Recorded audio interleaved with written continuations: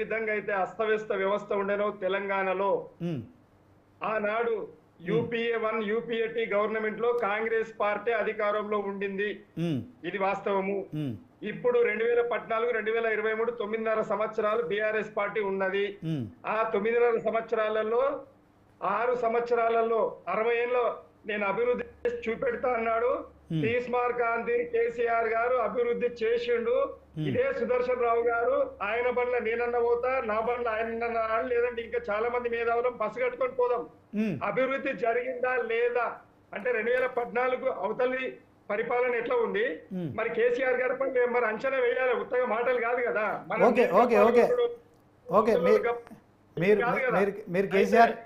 మీరు కేసీఆర్ దగ్గర తీసుకెళ్తా అంటే సుదర్శన్ రావు గారు వస్తారు. అడుగు అడుగు అడుగు ఎప్పుడు తీసుకెళ్తారా? ఎప్పుడు వెళ్తారండి? మీకు ఎప్పుడు వీలైతే?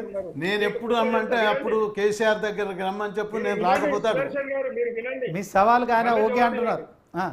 కాదే ఒకటి ఒకటి నేను విజయారెడ్డి ఈ సందర్భంలో ఒకటి మాట్లాడేది ఏంటంటే, కేసీఆర్ కన్నా రాజకీయాల్లో నేను చాలా సీనియర్. ఆయన యూత్ కాంగ్రెస్ ఎప్పుడు వచ్చిండు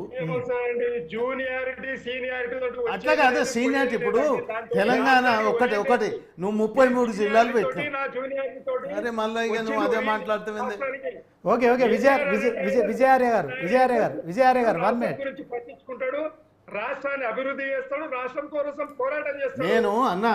నేను ఇప్పుడే చెప్తున్నా, యూట్యూబ్లో కేసీఆర్ మీద మేము ఎంత మేజిరెడ్డి కిషన్ రావు, నేను, విజయశాంతి, ఆలనరే మొత్తం అందరం వ్యతిరేకించి మంచోళ్ళు ఆయనకు అవసరం లే కాళ్ళకు అట్లా కాదు.